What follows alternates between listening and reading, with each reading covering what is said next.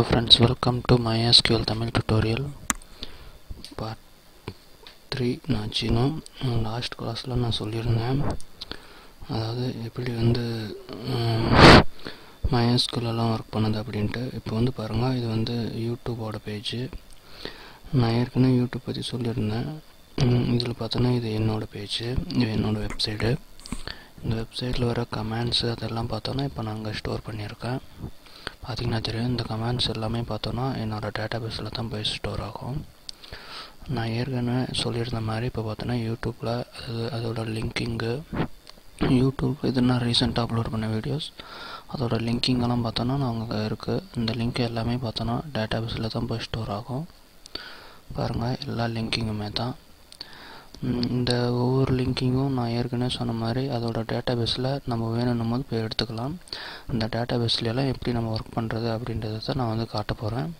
இது பார்த்தோன்னா நான் என்னோடய டுட்டோரியல்ஸ் நான் அப்லோட் பண்ணது, இப்போ ரீசெண்டாக பண்ணது. இப்போது நான் என்னோடய ஹோஸ்டிங் அக்கௌண்ட், அதாவது GoDaddyக்கு போயிருக்கேன். இதில் தான் நான் என்னோடய வெப்சைட் ஹோஸ்ட் பண்ணேன். என்னோடய வெப்சைட் சம்மந்தப்பட்ட டேட்டாபேஸ் எல்லாமே பார்த்தோன்னா இவங்களோட சர்வரில் தான் இருக்கும். அதாவது எந்த ஒரு வெப் ஹோஸ்டிங் சர்வராக இருந்தாலும் சரி, அதில் MySQL இல்லை சப்போர்ட் பண்ணாத சர்வர் எதுவும் இருக்காது. இது இப்போ ஒரு 100% உண்மைன்னு சொல்லலாம், வேறு எதுவும் இல்லை. அந்த டைமில் பார்த்தோன்னா எந்த ஒரு வெப்சைட்லேயுமே நீங்கள் லோ காஸ்ட்டில் ஹோஸ்டிங் பண்ணாலும் அதே மாதிரி தான் இருக்கும். இது பார்த்தோன்னா வெப் ஹோஸ்டிங்காக சேல் பண்ணுற மாதிரி எல்லா ஆப்ஷன்ஸும் இருக்குது. நீங்களும் அதேமாதிரி பண்ணிக்கலாம். இப்போ பார்த்தோன்னா இது என்னோடய cPanel, GoDaddyயில் இருக்கிற என்னோடய கண்ட்ரோல் பேனல். இங்கே தான் நான் இப்போது என்னோடய MySQL சர்வருக்கு போக போகிறோம். இங்கே பார்த்தோன்னா கீழே நிறைய ஆப்ஷன்ஸ் எல்லாம் கொடுத்துருக்காங்க. இந்த ஆப்ஷன்ஸ் எல்லாம் நம்ம வெப்சைட் டிசைன் பண்ணுறதுக்காக யூஸ் பண்ணிக்கலாம். நீங்கள் வெப்சைட் டிசைனிங் தெரிஞ்சுக்கணுன்னா நான் என்னோடய வெப்சைட்டில் போட போகிறேன், அப்லோட் பண்ண போகிறேன். நீங்கள் அதை எல்லாத்தையும் பார்த்து தெரிஞ்சுக்கலாம். கம்ப்ளீட்டாக எல்லாத்தையும் பற்றி சொல்ல போகிறேன். இப்போ கீழே பார்த்தீங்கன்னா இங்கே டேட்டாபேஸ் இருக்குது. அதில் MySQL, SQL சர்வர் அப்படின்ட்டு நம்ம இப்போ MySQL போக போகிறோம். இப்போ பார்த்தீங்கன்னா MySQLல ஆல்ரெடி 2 இருக்குது. இப்போ SkyFree அப்படின்றது நான் க்ரியேட் பண்ணது. இதில் பார்த்தோன்னா டீட்டெயில்ஸ் பண்ணிங்கன்னா பாஸ்வேர்டு அது சம்மந்தப்பட்டதெல்லாம் இருக்கும். இப்போ நான் பார்க்க போகிறது PHP MyAdmin அப்படின்றது. இந்த PHP MyAdminகுள்ளார தான் நம்மளோட MySQL சர்வர் எல்லாமே நம்ம ஒர்க் பண்ண போகிறோம். இப்போ பார்த்தோன்னா இங்கே யூசர் நேம் பாஸ்வேர்டு கேட்குது. இங்கே யூசர் நேம் பாஸ்வேர்டு நான் கொடுத்துட்டு என்டர் கொடுத்தேன் அப்படின்னா என்னோட டேட்டாபேஸ் அக்கௌண்ட்குள்ளார போயிடும். நான் அங்கே புதுசாக டேட்டாபேஸ் க்ரியேட் பண்ணி அதை ஒர்க் பண்ண போகிறோம். ஸோ நான் எப்படி டேட்டாபேஸ்லாம் ஒர்க் பண்ணுறது அப்படின்றத பற்றி நான் வர கிளாஸில் சொல்கிறேன். இப்போ நம்ம எல்லாருக்கிட்டையும், அதாவது இப்போ இந்த டுட்டோரியல் பார்க்குற எல்லாருக்கிட்டையும் சர்வர் இருக்கும் அப்படின்றது நம்ம சொல்ல முடியாது. ஸோ அந்த மாதிரி டைமில் நம்ம எப்படி சர்வர், அதாவது ஆன்லைனில் சர்வர் வாங்காத நம்மளோட ப்ரௌசர் கம்ப்யூட்டர்லேயே ஒர்க் பண்ணுறது அப்படின்றத தான் நான் இப்போ சொல்ல போகிறேன்.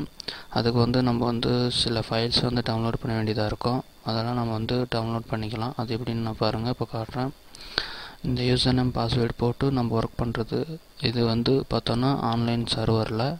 இது இல்லாத நம்மளோட கம்ப்யூட்டர் சர்வர்லேயே நம்ம ஒர்க் பண்ணுறதுக்கு தான் ஒரு சில ஃபைல்ஸ் மட்டும், அதாவது பேக்கேஜஸ் தேவைப்படுது. அது என்னென்னா எக்ஸாம் டவுன்லோட் அப்படின்றது. நீங்கள் கூகுளில் போய்ட்டு எக்ஸாம் டவுன்லோட் அப்படின்னு கொடுத்தீங்கன்னா போதும், டைரெக்டாக நம்ம அதுக்கான லிங்க் வரும். அதில் பார்த்தோன்னா இந்த எக்ஸாம்பை வச்சு நம்ம நம்மளோட ஃபைல் எப்படி இன்ஸ்டால் பண்ணுறது அப்படின்றதெல்லாம் நான் அடுத்த டுட்டோரியலில் சொல்கிறேன். இது பார்த்தோன்னா அப்பாச்சி ஃப்ரெண்ட்ஸ் அப்படின்ற வெப்சைடு பார்த்தோன்னா அவங்க எக்ஸாம்பிள் ரிலீஸ் பண்ணுறவங்க. அந்த வெப்சைட்டுக்கு நீங்கள் போயிடுங்க, பாருங்கள் போகிறோம். பார்த்தீங்கன்னா இந்த எக்ஸாம்பிளில் இது விண்டோஸ்க்கு மேக்குக்கு அப்படின்ட்டு தனித்தனியாக இருக்கும். பாருங்கள், இங்கே அப்பாச்சி MySQL, PHP MyAdmin அது எல்லாமே சப்போர்ட் பண்ணக்கூடியது தான் இந்த எக்ஸாம்பிள் அப்படின்றது. இது விண்டோஸ்க்கும் கிடைக்குது. எப்படி டவுன்லோட் பண்ணுறது அப்படின்றத நான் பாருங்கள் காட்டுறேன். இப்போ கீழே பார்த்தீங்கன்னா எக்ஸாம்பிள் PHPயோட சப்போர்ட் பண்ணுற மாதிரி இருக்குது. அது கீழே எக்ஸாம்பிள் எப்படி டவுன்லோட் பண்ணுறது, என்ன ஃபார்மேட்டில் டவுன்லோட் பண்ணுறதுன்னு கொடுத்துருப்பாங்க. பார்த்தீங்கன்னா அதில் 3 ஆப்ஷன்ஸ் இருக்கும். அதாவது இன்ஸ்டாலர், ஜிப்பு, 7-zip அப்படின்ட்டு. நீங்கள் இன்ஸ்டால் பண்ணிங்கன்னா டைரெக்டாக டவுன்லோட் ஆகும். ஜிப் பார்த்தீங்கன்னா 180 MB இருக்கும். நீங்கள் ஜிப் ஃபார்மேட்டில் டவுன்லோட் பண்ணுறது உங்களுக்கு பெஸ்ட்டாக இருக்கும். இன்ஸ்டாலர் பார்த்தோன்னா டேரெக்டாக வந்து இன்ஸ்டால் ஆகும். ஸோ ஜிப் ஃபார்மேட்டில் நீங்கள் வந்து டவுன்லோட் பண்ணிடுங்க. நான் வந்து எப்படின்ட்டு அதை வந்து உங்களுக்கு காட்டுறேன். எக்ஸ்ட்ராக்ட் பண்ணுறதெல்லாம் அடுத்த டுட்டோரில். இப்போ பாருங்கள், நான் டவுன்லோட் பண்ணி வச்சுருக்கிறத காட்டுறேன். இப்போ பார்த்தீங்கன்னா தெரியும், இது வந்து நான் டவுன்லோட் பண்ணது. ஸோ அடுத்த கிளாஸ்லேருந்து நம்ம வந்து எப்படி எக்ஸ்ட்ராக்ட் பண்ணுறது அதெல்லாம் நான் சொல்லித்தரேன். ஸோ தேங்க்யூ ஃபார் வாட்சிங் அண்ட் சப்ஸ்கிரைப் பண்ண மறந்துடாதீங்க. பாய்.